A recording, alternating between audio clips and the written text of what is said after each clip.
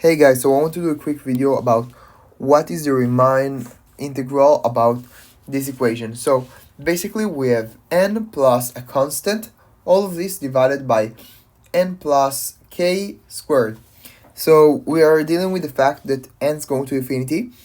Then an, we separate the two terms to the constant divided by n plus k squared and n divided by n plus the constant n divided by n plus k squared. Then with an algebraic trick, I separate this into n plus k squared to n squared multiplied by 1 plus k divided by n squared. Okay, so this is very important. Then what we did, we go to this step and n will be eliminated, and then we're going to have these two parts which can be outside of the summing. So this is what I did here in this step, and then okay, we have these two integrals. So both of them are basically the same.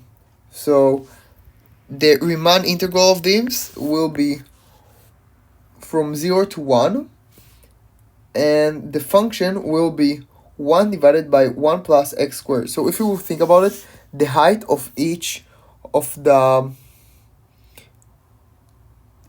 cubes will be 1 divided by n. And this will be the width. The 1 divided by n will be the width, and the height will be the rest. So 1 divided by 1 plus k divided by n. So this will be the height of the square.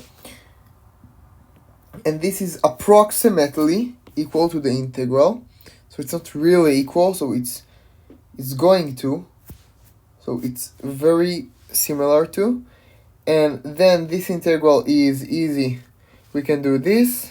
So it's minus 1 divided by 1 plus x. And we need to put 1 and 0.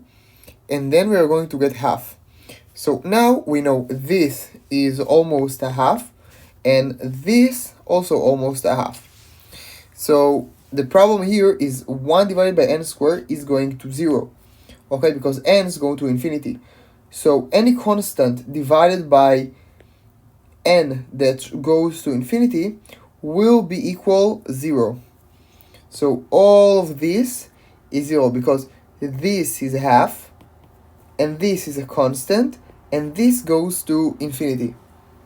So basically all of this is a constant, and this goes to infinity, so all of this is 0. And then what we have this. So this go to half. So really the answer is an is approximately half. And I will put another YouTube video which you will see that I will have the same sequence, and the sum will be approximately half when I will take n to 100,000 and a million.